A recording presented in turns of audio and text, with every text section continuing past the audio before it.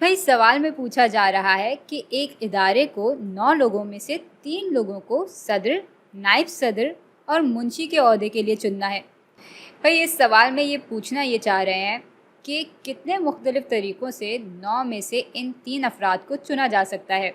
अब इससे पहले कि हम आगे बढ़ें, एक बात मैं साफ साफ बता दूं कि इनमें से कोई भी शख्स एक से ज़्यादा ओहदे के लिए नहीं चुना जा सकता। मिसाल के तौर पे अगर इनमें से किसी एक शख्स को हम नायब सदर के ओहदे के लिए चुन लेते हैं तो उसके बाद फिर हम सदर और मुंशी के ओहदे के लिए इसको बिल्कुल नहीं चुन सकते। तो भाई इन 9 लोगों में से हमें एक सदर चुनना है, एक नायब सदर चुनना है और एक मुंशी चुनना है। ऐसा करते हैं कि सदर चुनने से काम शुरू करते हैं।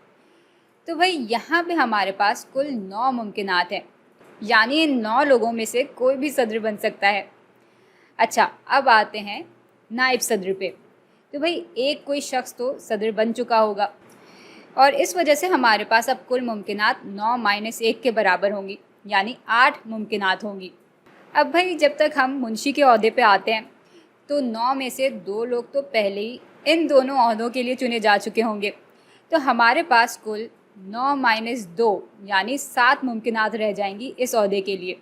तो भाई 9 लोगों में से कुल 3 लोग अगर हम चुनना चाह रहे हैं इन 3 ओहदों के लिए तो हमारे पास कुल 9 × 8 × 7 मुमकिनात होंगी इस काम को अंजाम देने के लिए। इसको हल करेंगे तो हमारे पास 504 आ जाएगा। तो इतने तरीक़ों से ये 3 अफराद इन 9 लोगों में से चुने जा सकते हैं।